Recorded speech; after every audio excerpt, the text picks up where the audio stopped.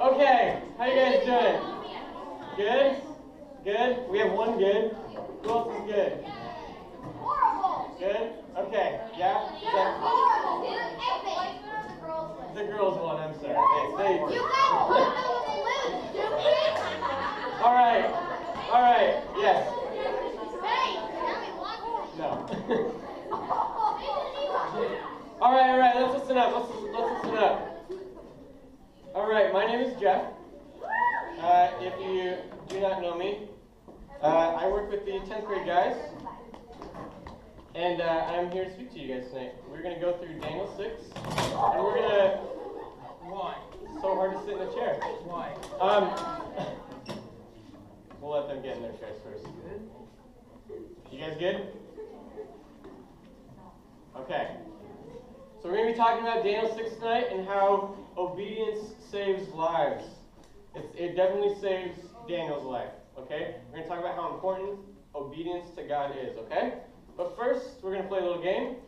I need another game, I know. This is going to be a little bit more mellow. Don't worry. Okay, I need 3 guys and 3 girls. Yep. Oh, well, it looks like your hand's in there. Let's go. You, and... Let's go with you. Okay. I need you guys to come up on stage. Okay, have you guys ever played... Oh, yeah. Let's go here. Ellie and one more girl. Let's go for it. It's okay. We're good. Okay.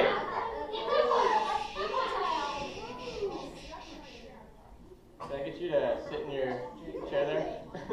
Thanks, buddy. Okay, so have you guys ever played Choose Your Own Adventure? Okay, it's a really simple game. This is not guys versus girls. You guys have to work together in this, okay? Okay, so the way this works is that there will be a little scenario up on screen. Dan, you got it? Which, do you want the first one? Yep, first one.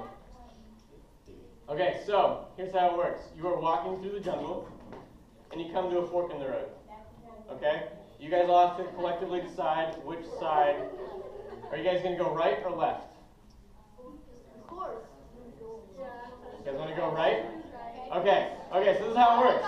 When you choose right, we're going to find out what's down the right path, okay? And then more things will happen. That make sense? Okay. Dan, would you check? Would you choose right for me? Perfect. Okay. So you turn the next corner, and you find a mama tiger protecting its cub. But you guys have wanted a baby tiger your whole life. So what do? Do you sneak up and take the cub, or do you run away screaming?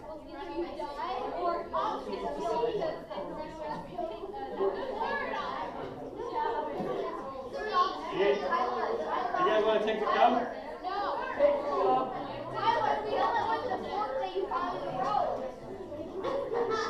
Okay, what are we saying?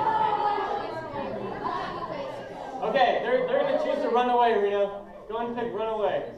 Okay, you're going to run away screaming.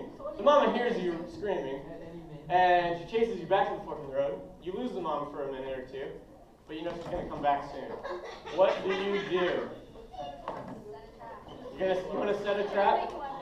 You want to make a weapon? Okay, Reno, they're going to make a weapon. They're going to make a weapon. Okay, what are you going to use to make a weapon? Are you going to use your tent pole and a piece of gum? Or shoelaces and a piece of gum? A tent pole? All right, Reno. They choose tent pole. Okay, you guys, I'm sorry. But you use the tent pole and a piece of gum. Unfortunately, the mom comes back and rips apart the trap. And you are left without a tent, without shelter, and you guys die of hypothermia. You guys died. I'm sorry, but go ahead and have a seat. Go ahead and have a seat. Oh, you don't know that. Maybe the other one was Jake, my death was leave it. Okay. So the reason why we went over that, I know you guys died and that's kind of sad, but the reason why we went over that is because I want us to kind of set the stage here that our decisions and the choices that we make have consequences, right? We all know this, right? And so what we're going to talk about tonight is Daniel, because he has made a lot of choices throughout the book of Daniel, right? He's made a lot of really good choices. I want to talk about one more little facet of this. Daniel had to make a lot of really hard choices. He made a lot of really hard choices, and he turned out to make the right choice each time.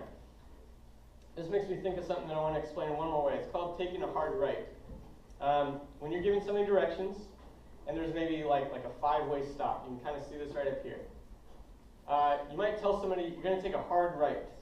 Okay, so let me explain this. In step 1, I'm at that little red circle, right? See the big yellow road?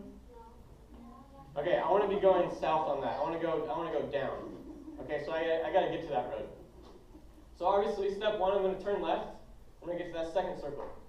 Step 3, I'm going to take a hard right. Okay, I have to turn a lot sharper, turn a lot harder, and I have to go a little bit slower, but I'll get there, right? Okay? See, if I didn't take the hard right, if I didn't turn really hard and I didn't go all the way, I might end up on that blue line.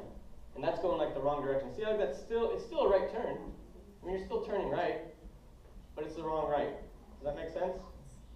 The green line is similar. It's still turning really hard, but it's not the right thing. That road where the green line is, it actually goes under that yellow road. I know it doesn't look like it on there, but in real life it does. Okay? So I just want to set the stage here that we have decisions to make, and that it's not exactly that every decision it's just about making the right decision. Because sometimes that right decision is really, really hard. And we're going to talk about what that looked like for Daniel and what that looks like for us. Okay? And then the end of the story here for Daniel is that obedience is what ends up saving his life. Okay? Good? We're all on the same page? Okay, so who is Daniel? Daniel, we've been talking about it for a couple weeks, but if you missed anything, Daniel is this guy he is an Israelite, and he's called into Babylon. Babylon was this really big kingdom. You really like that balloon. Just resist. So Babylon is this really big kingdom, and the Israelites, including Daniel, a couple of them are in Babylon, and they have to kind of follow some rules, and they have some really tough decisions to make. They have to accept some of the culture, and they have to go against some of the culture, and it's a lot of tough choices. Okay? And Daniel, at this point, has made so many good choices that we read this in verse 3. This is chapter 6, if you would like to follow along. Now Daniel so distinguished himself among the administrators and the satraps by his exceptional qualities that the king planned to set him over the whole kingdom. So there is one word in there that I think a lot of us don't know. It's satraps. If you do know it, that's great. No. Let me explain it real quick, though. Let's divide this room into little sections, okay? Let's say this is Babylon. What might happen is you have let's say 7th grade girls over there, the 8th grade guys over there, and the 6th grade guys over there. Okay, and you guys are all over the place, right? And this is all Babylon.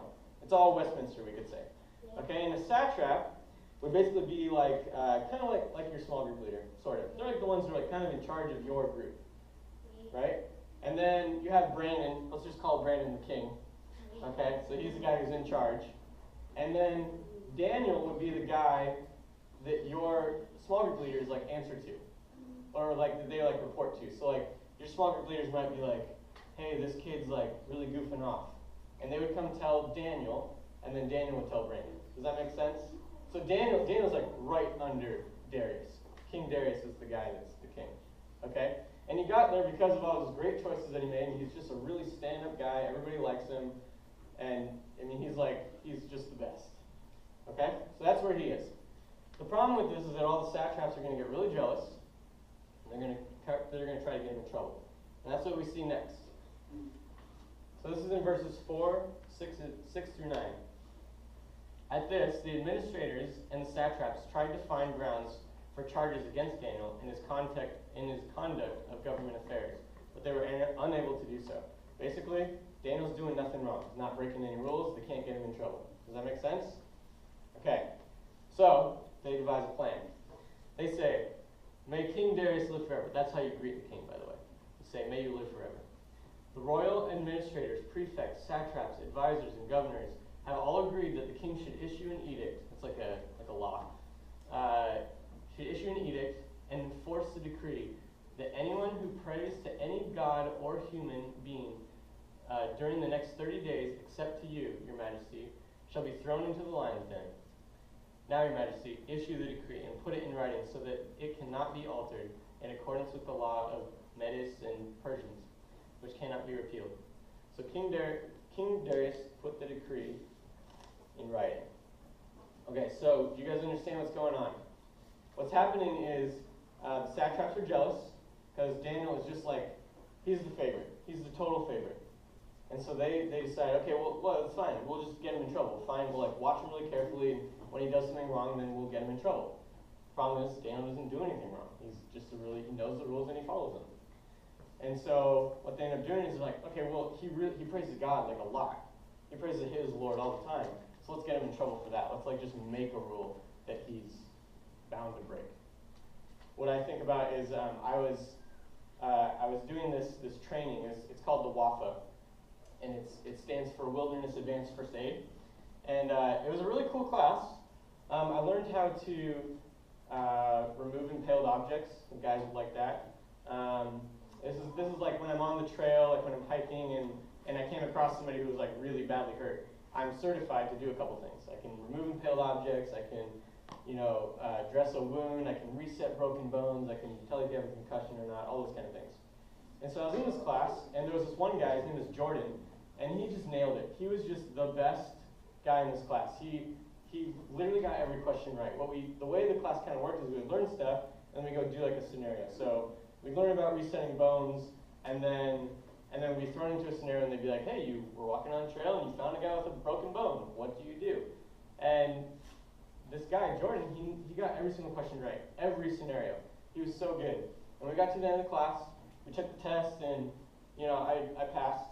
A little certification, just to prove to you. And thank you. But Jordan like aced it. He was so much better than anybody. And the teacher knew this, and we all knew it. And so at the end of the class, he said, okay, guys, you guys can make up a scenario for Jordan that he has to solve. And so we totally messed with him, and we gave him like a ridiculously hard scenario, like, hey, you're walking down a trail. The guy has a kayak impaled into his stomach, and his leg is missing, and what do? It was like something weird like that, right? And the bummer is that he still got it right. I mean, other than the fact that like that guy's just dead, like he got it right, So anyway, but that's kind of what's going on, right? Like we saw this guy and we're like, wow, okay, he's totally the best. He's better than all of us. We can't get him like to mess up. Let's just like throw like a curveball at him. Let's like change the rules. Let's play dirty kind of. Okay, so that's what the satraps are doing with Daniel, right? So let's see what happens. What does Daniel do? So in verse 10, now Daniel learned that the decree had been published. He went home to his upstairs room with the windows open toward Jerusalem. 3 times a day he got down on his knees and prayed, giving thanks to his God just as he had done before. So here's the idea. Daniel knew that what he was doing was right. He knew that he was supposed to pray to God 3 times a day. That was something that he did, and he loved it, and it was great for him. As soon as he heard the decree, he was like, well, I'm going to keep doing what I know is right. Okay? So this is a really tough decision, right? Because the decree said that anybody caught doing this is going to be thrown into the lion's den, likely killed. Lions don't often show much mercy. Okay? And so Daniel had a really tough decision to make. I know that the passage just says it, like, oh, he just prayed. I don't think it was that easy of a decision for him. Daniel definitely had to think about it for a long time, and then he decided, no, I'm going to keep praying. I'm going to do this really hard thing because I believe that it's right. I believe it's what God wants me to do. Okay, would you call that obedient? Yeah? That's like pretty picture perfect what obedience is. Okay? Problem is that it went against the law now. It went against this new law. Okay, so they get him in trouble. They say, Daniel, that's it. So, in verse 11, 15 through 16, these men went as a group and found Daniel praying and asking God for help. So they went to the king and spoke to him about his royal decree. Then the men went as a group to King Darius and said to him, remember, Your Majesty, that according to the law of Medes and the Persians, no decree or edict that the king issues can be changed. So the king gave the order, and they brought Daniel and threw him in the lion's den. Okay, I want to stop here for a second and kind of explain where we come into this story. because I believe that we have a lot of really tough decisions to make most of the time daily. Okay, a couple that come to mind from when I was in middle school. I was faced all the time with issues of fighting with my siblings to get what I wanted, lying to my parents about where I was going, and there was like cheating on tests. There was all kinds of things like that, right? And the thing is that we all know what the right thing is, right? Like we all know don't lie, right? We all know don't cheat. We all know don't fight. We all know these things, right? And so why are they so hard? Well, the thing is because of this. I mean, Daniel knew what the right thing was and he did it, and then all of a sudden he ends up in a lion's den. Right? Okay, well, what happens when we cheat? Like, I mean, what happens when we don't cheat? Sorry. If you are struggling in a class, you don't really know the material, or you didn't study or something like that, and you get to the test, and you like totally could cheat, but you know you shouldn't, and then you don't, what happens? You get a bad grade, right? Okay, so what gives? Like, you did the right thing and then you get a bad grade? That doesn't seem very good. Well, you get a better grade. Okay. Okay, so what happens if you, let's say you really, really want to go over to your friend's house, and you know that their parents are not going to be there, and parents ask that all the time. They're like, hey, are their parents going to be there? And you say, oh, yeah, totally. Okay, well, that was lying, right? Okay, so what if you say, well, no, the parents are not going to be there? Then your parents are probably going to say, okay, well, they're telling the truth, but you can't go. Okay, so again, you did the right thing, but now you don't get what you wanted. So what gives? Right? There's the other example of fighting. I know that I fought with my siblings and my parents a lot because I knew that eventually they would just give in. Because I went for the endurance method where I just fought until they just gave up. And you know, if I say, okay, well, I know the right thing is to, so I'm going to not fight. But then my endurance method doesn't work, and then I don't get what I want. Right? So again, doing the right thing, not getting what I want, what gives? Right? Daniel, doing the right thing, definitely not getting what he wants. Thrown in the lion's den. Really bad news. Okay, so let's find out what happens to Daniel. Do you have a question? Yeah.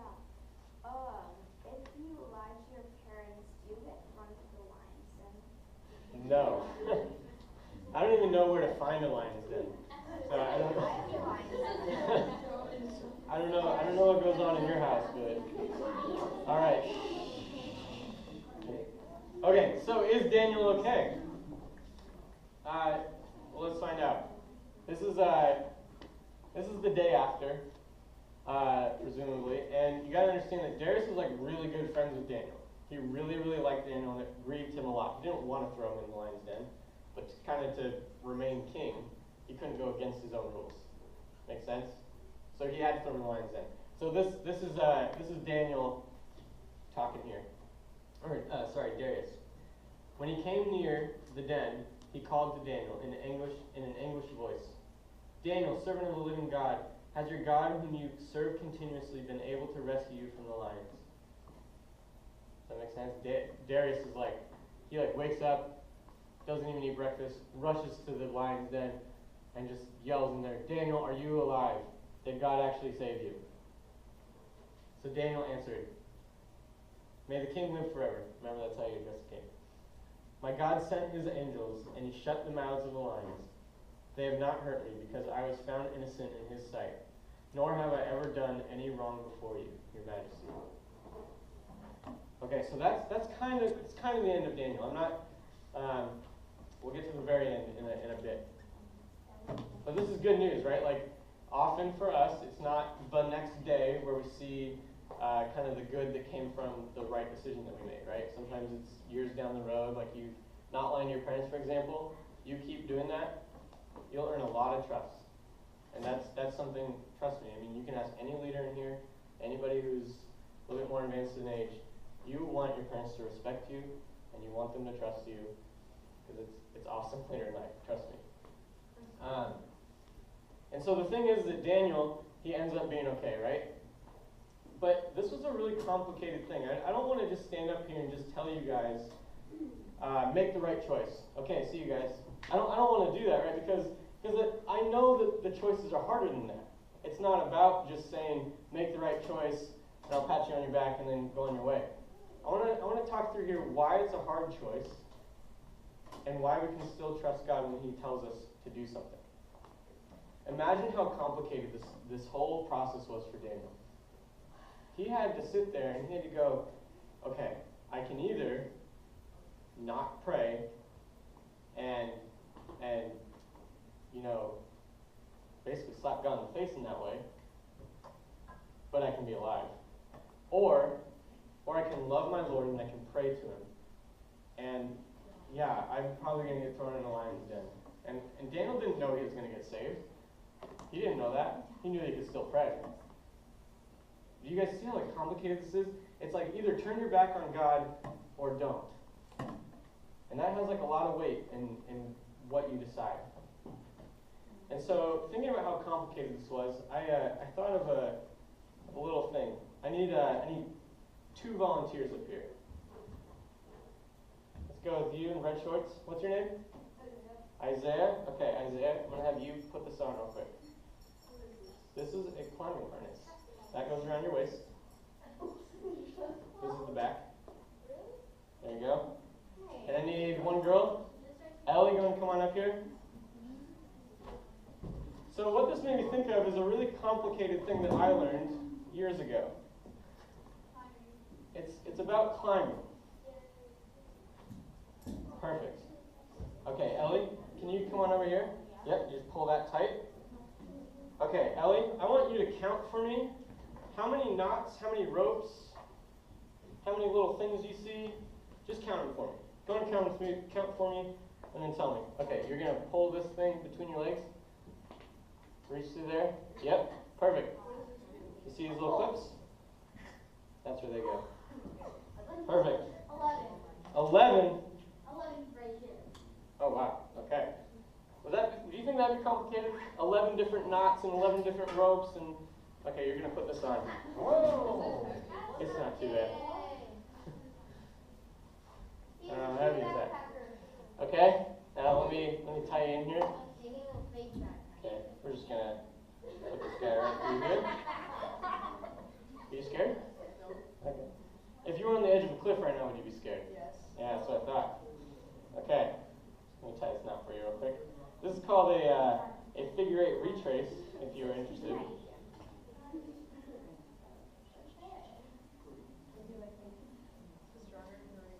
Huh? It's about the same.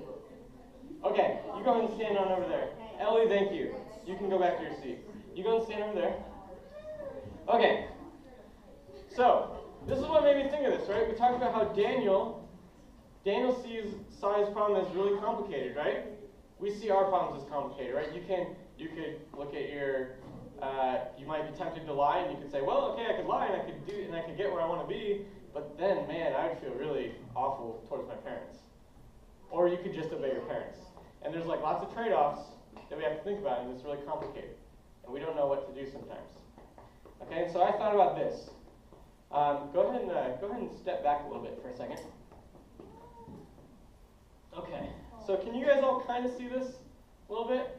It's a little complicated, right? Don't fall back, it's going to hurt. Okay, what I'm going to have you do, A lot. you just start walking that way. Just kind of back up off the stage. Go ahead. Yep. Just keep going backwards. Keep going backwards. Okay, now when I say falling, you're going to start running backwards. Okay? Ready? Falling. Can you go ahead and pull on this as hard as you want? As hard as you want. I mean, just try. Go harder. Come on. Harder. Somebody go over there and help him. Just okay.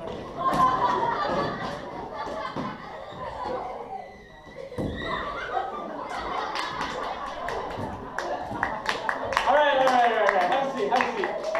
All right. All right, go ahead and have a seat.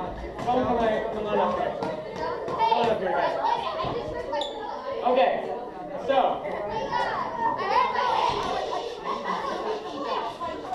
All right, let me explain what just happened here. Let me explain understand what just happened here.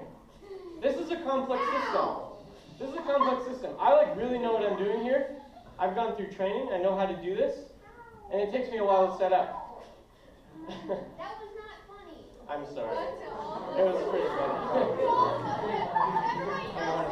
You're good. You can go ahead and set that down. Let me help you out with that. There you go.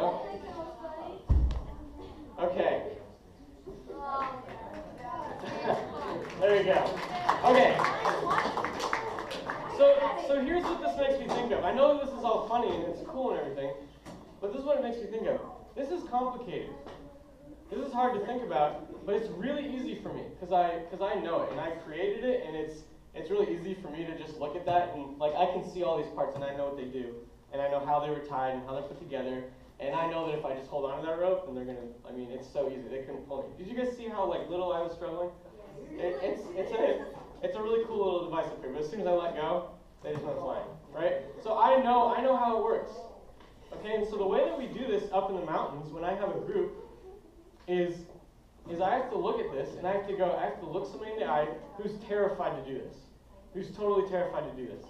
And I have to tell them, look, I made this, I've double checked it, I've triple checked it, I've gone through training, I know that it'll hold you. Now I'm going to ask you to trust me and to walk over the edge of that cliff. Okay? I mean, that's kind of weird, right? I don't know if you guys have ever had to tell somebody who's terrified, walk over that cliff. It's not really easy. I have to try to convince them, right? And I think that is what's going on. That's what's going on here. It's a complicated thing. You have to stop there and go, wait a second. Does he really know what he's doing? Did he really check everything twice? Am I really going to be okay? That's a lot of complicated stuff to think through. Do you guys see the connection here? This is just like deciding to lie or not to lie. Okay? And so I look at this, and then I look at life, and I go, okay, wow, life's pretty complicated. But you know what? God created life. Do you think God knows what he's doing? I'm sure that God knows all of the little things in life that have put you together and have put all of your little intricacies in order, and your relationships and all that you have going on. I'm sure God knows all of that. And he says, I know what's going on. I'm going to ask you to do the right thing right now, and trust me that you're going to be okay.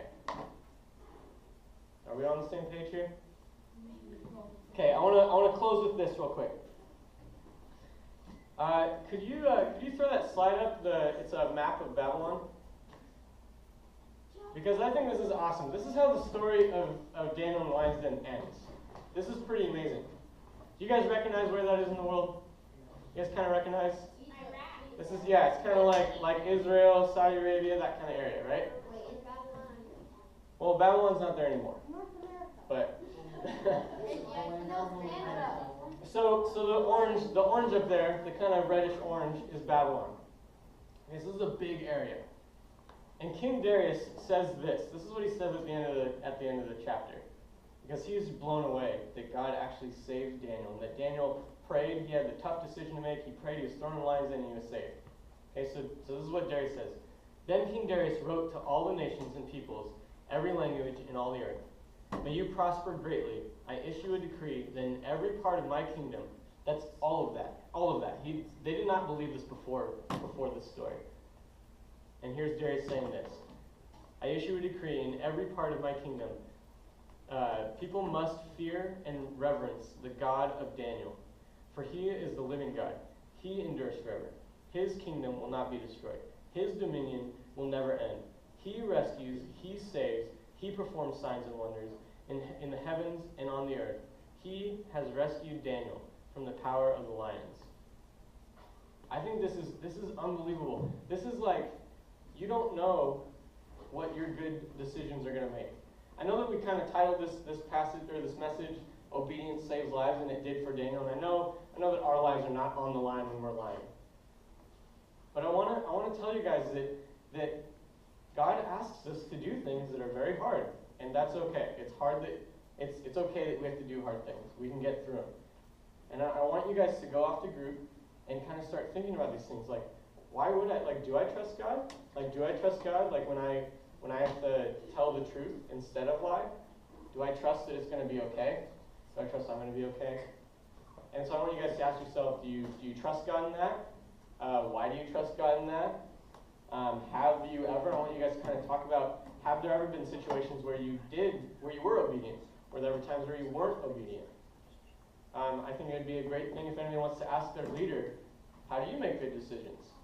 Because I don't think that we are born making good decisions. And I think that your leaders aren't perfect either. But I know that they have learned the value a little bit more of making good decisions. And so I think it's valuable for you guys to maybe ask your leaders that, okay? All right, let me pray for us, and then we'll head off to groups, all right? Dear Heavenly Father, thank you for tonight, and man, thank you for such a beautiful day. It's fun to get outside and hang out with people and see people. God, I pray that you are with us in our tough decisions that we have to make daily, and that you're like truly with us as we go out of here. And, that when we're about to make the wrong decision, that you grab hold of our hearts and you say, no, trust me. This is going to be okay. I know what's going on. God, help us to have that mindset moving forward, and be with the students and be with the leaders in group. These things in your son's name. Amen. All right.